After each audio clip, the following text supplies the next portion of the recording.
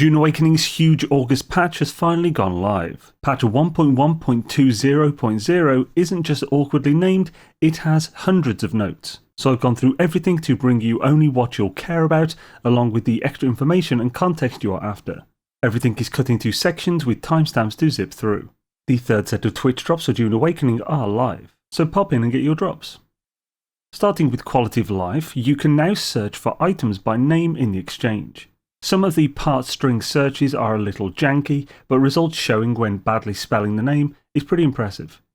The exchange categories have been reorganized to make browsing for items more convenient and intuitive. They also updated the way items are categorized in the exchange to make it easier to find the specific item you are looking for. This change requires the search bar addition, as without the search bar it's actually harder to find specific items, as you can no longer narrow down to the specific schematic and instead only to a group like light armor. Increase the range to which corpses can be looted and exsanguinated to make the experience smoother. The interaction to pick up a body is now a tap instead of a hold action on controller to avoid conflict issues. Two solid changes, both could be tedious before. Show stat functionality on schematics is now available on schematic items that are in the inventory or being sold at the vendor. This will allow the stats of the result item to be previewed before purchase or usage of a schematic. This needs a little work, as it does not include the exchange, so sure, when you're in your inventory or from a vendor is fantastic, don't need to use it or Google anymore, however you still cannot see stats before purchasing on the exchange. Logging off in a social hub is now instant. Added a search bar to all crafting and fabricator menus, allowing you to filter recipes across all categories quicker. Excellent, no idea why this wasn't from the start, it felt like an instant and obvious oversight. Added deposit all blood and deposit/extract all water buttons to blood purifiers and water cisterns. This makes dew fields way more useful again in later game. Moving water or supplying water outside of emergencies using the Reaper plus Decaliter John combo was just sadness, with the sheer amount of clicking, especially when dealing with 9 or more of them.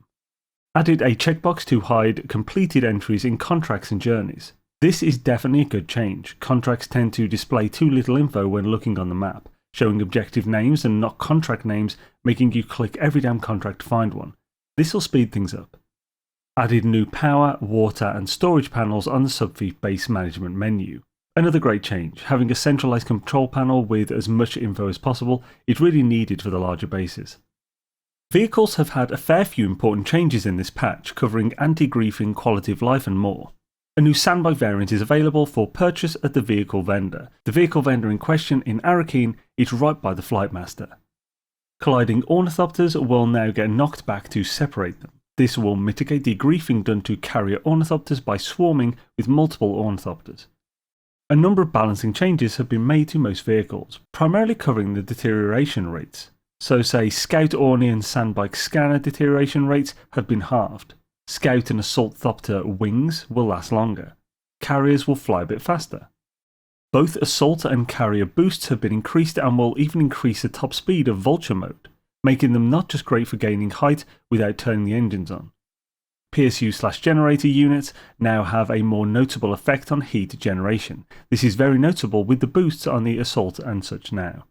The Carrier Ornithopter's increased thruster boost now also has the strategic option to cut its losses by dropping its harness cargo, go into Vulture mode and attempt to flee using boosts. Fixed interaction distance on Light Ornithopter so it is easier to interact with the Atreides variant from the rear. A small change but very welcome to anyone using this skin. The in-game economy has also had some additions, though I'll warn you now that inflation from massive item duping is not fixed. Added salary value to liquids held in containers. Now when you sell a container to a vendor that contains any amount of liquid, you get extra salary in return. Considering the material cost of containers and things like particulate filters or the time to grab and process bodies and reap dew fields, I can't see this as anything more than an RP addition, which I'm all for. Removed salary from Plastanian tier deep desert loot pools. If anyone has any idea why this change has been made, I'd appreciate you mentioning below. I'm assuming it's something to do with lowering the amount of Solaris in circulation, but wouldn't this just give duped Solaris more value? To make some items more attractive to buy from vendors, several items have had their prices adjusted. The following adjustments have been made. Here's the list on screen. I absolutely approve of this. They were so expensive before that it just wasn't even worth considering them. Landsraad houses may now require Solari to be delivered. Essentially, a bunch more ways to drain Solaris. Games like these absolutely do need balanced money sinks considering how much Solaris dropped from chests in Haga. Only a few very specific deep desert ones in this, though not at all small. Added additional lands to fight over and claim for your bases with more resources being generated. This appears to mean that way more titanium and stravidium nodes in the deep desert. I can confirm that even the PvE shelf located in the A-rows has a whole bunch of tier 6 nodes. Note that spice doesn't appear to have changed. This is still almost entirely from PvP sectors in the deep desert. The enormous clusters of nodes are also still in the PvP sectors, and so will continue to be monopolised by large guilds.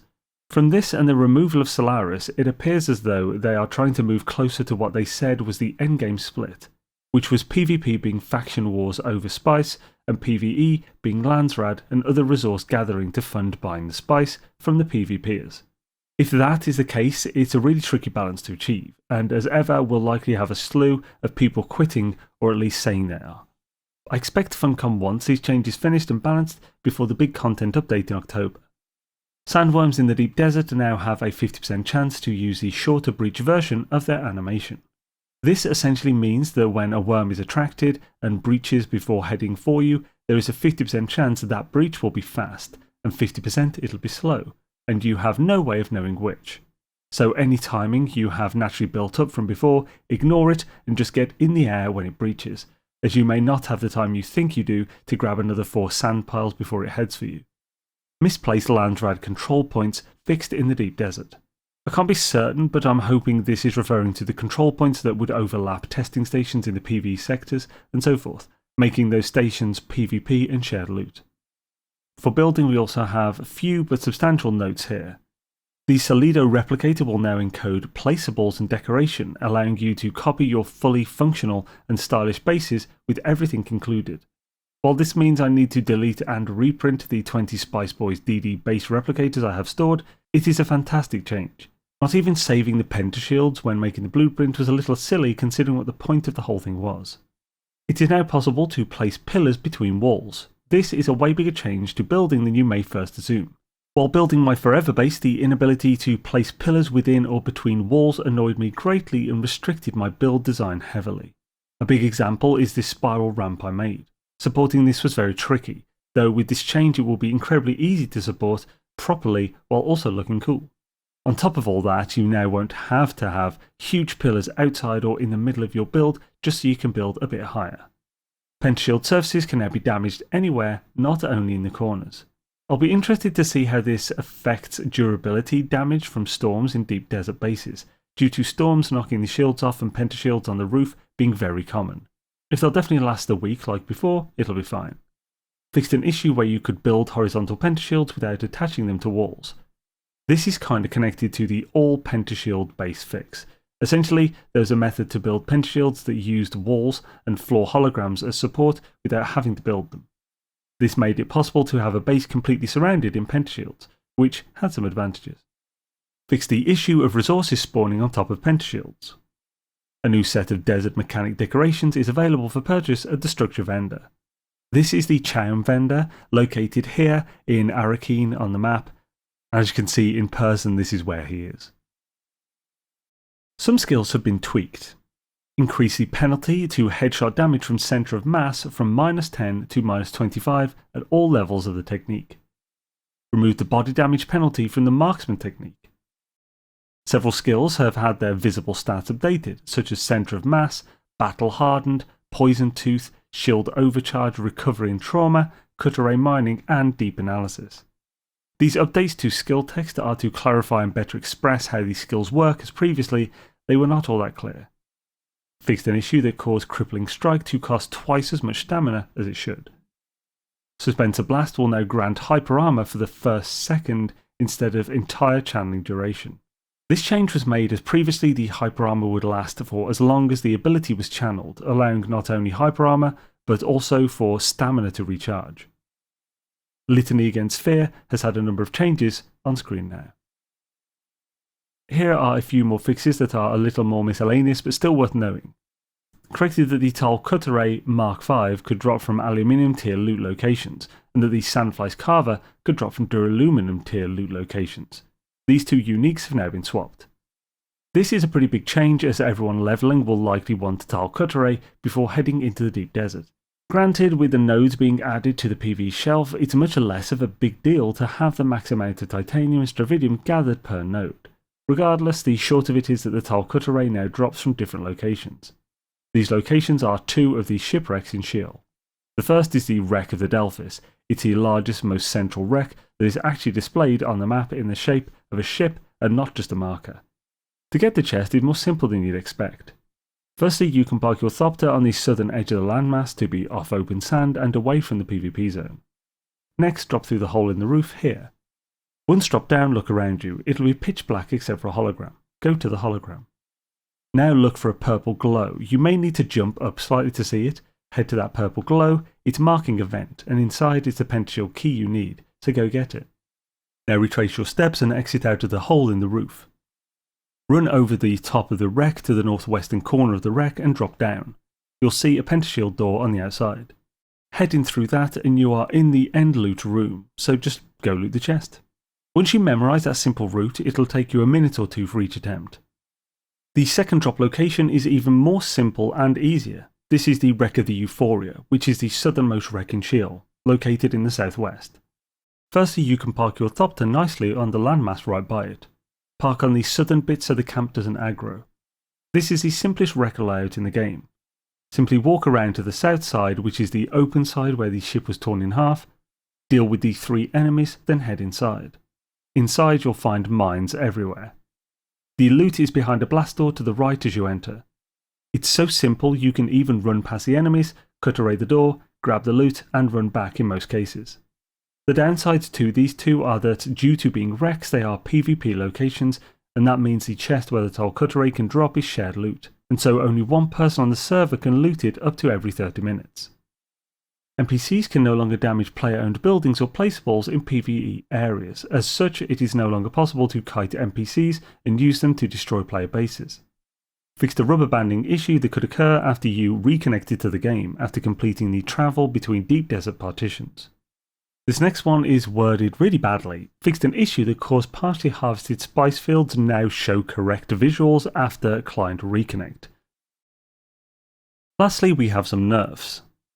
Improved the resource distribution in Jabal Ifrit to prevent very large primrose fields from spawning. This feels like a really weird one to me. I don't reap in that zone, but it just sounds like they removed good dew reaping spots. Redistributed flower sand and spice sand fields in Haga Basin to allow the sandworm to reach them. This is a pretty hefty nerf, though you could also call it a fix. There's a particular flower sand spot I was always frequent and turns out everybody did, and it also turns out the sandworm could not ever get you there. So flower sand spots as well as spice blow spots in the Haga Basin have been adjusted to ensure they are nice and dangerous to go to. Increase the volume of rockets and missiles from 0.5 to 0.2, so now a full stack has a volume of 50. Increase the crafting cost of rockets from 1 duraluminum ingot plus 10 fuel cells to 4 duraluminum ingots plus 20 fuel cells. So not only are rockets and missiles 4 times the weight, but rockets are 4 times the materials to craft. A little weird that they made them so cheap to buy from a vendor. Colliding with the sandworm's body while it is above ground on open sand will now result in death. This is not as bad as it sounds. This supposedly does not mean when a sandworm burrows under where you are, raising the sand and making your bum squeak. This is referring specifically to when it is above ground. The nerf part is more that it has put a complete end to people riding a sandworm with a Shigawai claw, which was cool. This patch is absolutely huge. You may think I've not taken many out, but this is a fraction of the actual notes, but also all of the stuff I deemed important. I'll link the original patch notes in case you wanted to spend the next hour checking it out. Otherwise, thank you for sitting through this crazy list of changes. I hope some of it was good for you, and I'll catch you next time. Peace.